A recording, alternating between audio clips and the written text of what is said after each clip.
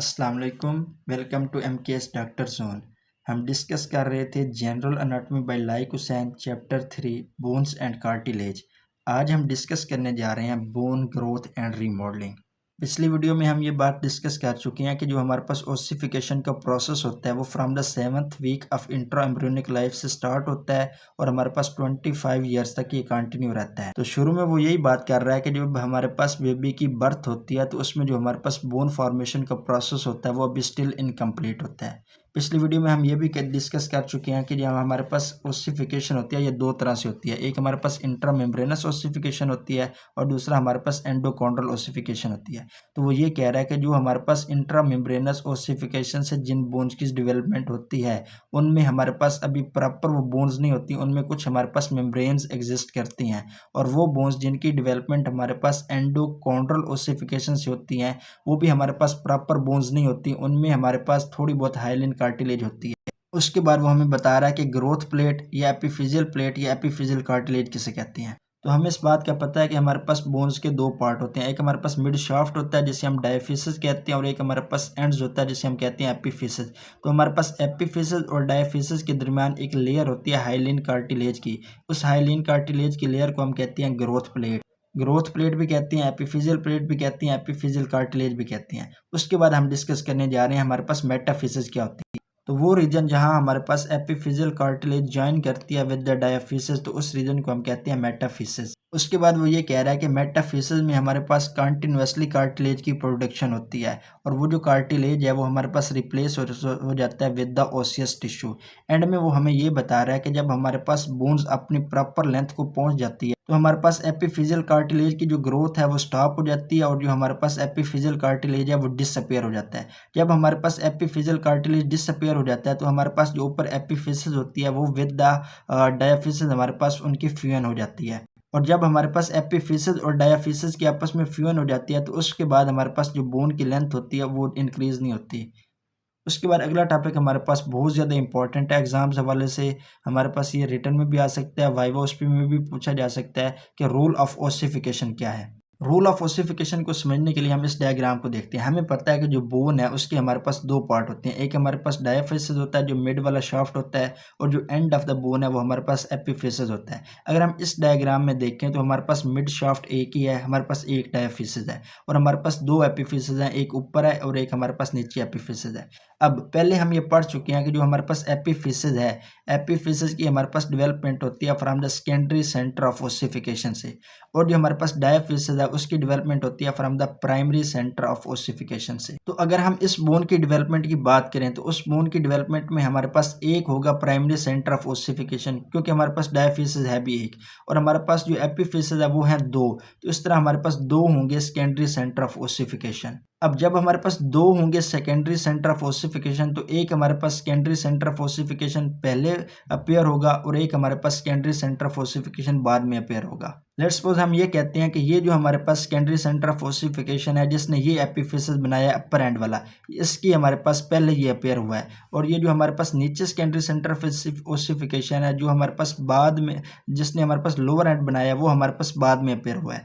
तो rule of ossification के according जो हमारे पास सेकेंडरी सेंटर ऑफ ओसिफिकेशन बाद में अपीयर हुआ है जो वो एपिफिसिस बनाएगा वो एपिफिसिस हमारे पास डायफिसिस के साथ पहले फ्यूज होगी और जो हमारे पास सेकेंडरी सेंटर ऑफ ओसिफिकेशन पहले अपीयर हुआ है वो जो एपिफिसिस बनाएगा वो हमारे पास डायफिसिस के साथ बाद में फ्यूज होगी। रूल ऑफ ओसिफिकेशन ये है कि the epiphysis that develop from the first appearing secondary centre of ossification is the last to join the diaphysis. उसके बाद दूसरी टर्म हमारे पास यूज हुई है growing end hypothesis. Growing end hypothesis क्या है?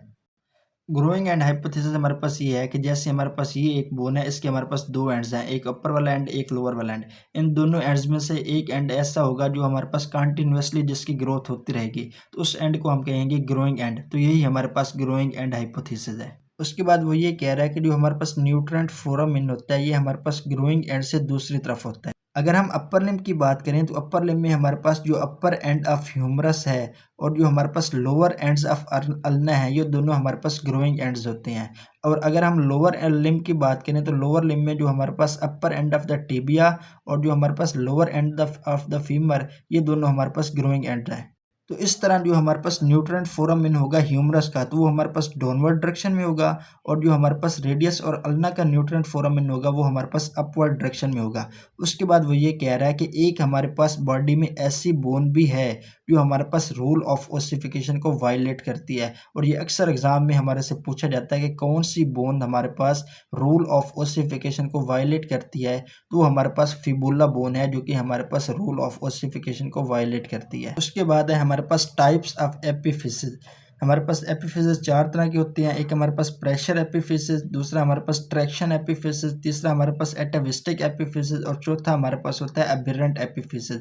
अगर हम बात करें प्रेशर एपिफिसिस की, तो ये हमारे पास वेट बेयरिंग बोन्स में होता है जहाँ हमारे पास प्रेशर ज़्यादा होता है। अगर हम इसकी एग्जांपल की बात करें तो इसकी एग्जांपल में हमारे पास प्रेशर एपिफिसिस के एग्जांपल में हमारे पास फीमर का हेड आ जाता है और हमारे पास ह्यूमरस का हेड आ जाता है। उसके बाद जो दूसरी है हमारे पास वो है ट्रैक्शन एपिफिसिस। तो जो हमारे पास ट्रैक्शन एपिफिसिस है ये हमारे पास नॉन आर्टिकुलर होती है और ये हमारे पास जॉइंट नहीं बनाती। जब ये हमारे पास जॉइंट नहीं बनाती तो फिर इसका अगर हम फंक्शन की बात करें तो ये हमारे पास अटैचमेंट साइड्स प्रोवाइड करती है टेंडन्स और लिगामेंट्स के लिए। और अगर हम ट्रैक्शन एपिफिसिस की बात करें उसकी ओसिफिकेशन की, तो जो हमारे पास ट्रैक्शन एपिफिसिस है ये हमारे पास प्रेशर एपिफिसिस से कंपैरेटिवली बाद में फ्यूज होता है। अगर हम ट्रैक्शन एपिफिसिस के एग्जांपल की बात करें तो उसमें हमारे पास आता है greater and lesser trochanters of the femur and greater and lesser tubercles of the humerus. ये हमारे पास ग्रेटर ट्रोकेंटर ऑफ फीमर हो गया और ये हमारे पास लेसर ट्रोकेंटर ऑफ फीमर हो गया, और इधर हमारे पास ये ग्रेटर ट्यूबरकल ऑफ ह्यूमरस हो गया और ये हमारे पास लेसर ट्यूबरकल ऑफ ह्यूमरस हो गया, ये वाला। अगर हम एटाविस्टिक एपिफिजिक्स की बात करें तो उसमें वो ये कह रहा है कि जो हमारे पास हमारे एवोल्यूशन से पहले जो हमारे पास लोअर एनिमल्स थे, तो लोअर एनिमल्स में ये एटाविस्टिक एपिफिजिक्स जो है ये हमारे पास एज एन इंडिपेंडेंट बोन्स यानी कि सेपरेट बोन्स के तौर पर होती है, जबकि एवोल्यूशन के साथ साथ ये जो बोन है ये फ्यूज़ हो गई है, किसी और बोन के साथ ये फ्यूज़ हो गई है। अगर हम इसके एग्जाम्पल की बात करें तो इसके एग्जाम्पल में हमारे पास होता है coracoid process of the scapula. अगर हम एबिरेंट एपिफिसिस की बात करें तो ये हमारे पास नाम से ही ज़ाहिर हो रहा है कि ये हमारे पास डेविएशन होती है फ्रॉम द नॉर्मल, और ये हमारे पास ऑलवेज प्रेजेंट नहीं होती। अगर हम इसके एग्जांपल की बात करें तो हमारे पास जो head of the first metacarpal bone है वो हमारे पास एबिरेंट एपिफिसिस की एग्जांपल है। उसके बाद अगला टॉपिक है हमारे पास blood vessels of the bone, blood supply of long bones. ये बहुत ज़्यादा इंपॉर्टेंट टॉपिक है, बहुत ज़्यादा इंपॉर्टेंट टॉपिक है। इसको इंशाल्लाह हम अगली वीडियो में डिस्कस करेंगे। और अब हम डिस्कस करने जा रहे हैं हमारे पास बोन इंजरी एंड रिपेयर क्या होता है। सबसे पहले वो ये बता रहा है कि फ्रैक्चर क्या होता है। फ्रैक्चर को अगर हम डिफाइन करें तो हमारे पास बोन की कंटिन्यूटी में से कोई भी ब्रेक आ जाए तो उसे हम कहते हैं फ्रैक्चर। फ्रैक्चर हमारे पास दो तरह के होती हैं, क्लोज फ्रैक्चर और सिंपल फ्रैक्शन ये हो सकते हैं, या फिर हमारे पास ओपन फ्रैक्चर या फिर हमारे पास कंपाउंड फ्रैक्चर हो सकते हैं। जो हमारे पास क्लोज फ्रैक्चर और सिंपल फ्रैक्चर होते हैं इनमें हमारे पास स्किन में कोई ओपन वुंड नहीं होता, जबकि जो हमारे पास ओपन फ्रैक्चर और कंपाउंड फ्रैक्चर होते हैं इनमें हमारे पास स्किन में ओपन वुंड होता है। उसके बाद हम बात करने जा रहे हैं हीलिंग ऑफ द फ्रैक्चर। तो हीलिंग ऑफ फ्रैक्चर में जो हमारे पास पहला प्रोसेस है वो है हमारे पास formation of the blood clot. वो ये कह रहा है कि जब हमारे पास इंजरी होगी तो जो हमारे पास डैमेज ब्लड वेसल्स होंगी, तो डैमेज ब्लड वेसल से ब्लीडिंग होगी और हमारे पास ब्लड क्लॉट बनेगा। दूसरे स्टेप में वो ये बता रहा है कि जो हमारे पास फिब्रोब्लास्ट होती हैं वो हमारे पास ब्लड क्लॉट के अंदर इन्वेड करेंगे और हमारे पास लूज कनेक्टिव टिश्यू बनाएंगे जिसे हम कहते हैं ग्रैनुलेशन टिश्यू। तीसरे स्टेप में हमारे पास ये होगा कि जो हमारे पास ओस्टियोप्रोजेनिटर सेल्स होती हैं ये हमारे पास ट्रांसफॉर्म हो जाएंगे इनटू द कोंड्रोब्लास्ट, और जो कोंड्रोब्लास्ट है ये हमारे पास हाइलिन कार्टिलेज बनाना स्टार्ट कर देंगे। तो इस तरह जो हमारे पास एक mass of the connective tissue और कार्टिलेज बनेगा उसे हम कहेंगे फाइब्रोकार्टिलेज कैलस। बाद में जो हमारे पास ओस्टियोप्रोजेनिटर सेल्स हैं ये हमारे पास ट्रांसफॉर्म हो जाएंगे या डिफरेंशिएट हो जाएंगे ओस्टियोब्लास्ट में, और ये जो ओस्टियोब्लास्ट हैं ये हमारे पास बोन टिश्यू बनाएंगे। तो इस तरह जो हमारे पास फाइब्रोकार्टिलेज कैलस बना था वो हमारे पास रिप्लेस हो जाएगा विद द बोनी कैलस। बाद में ये जो हमारे पास बोनी कैलस है ये ट्रांसफॉर्म हो जाएगा into the mature bone. Thank you very much.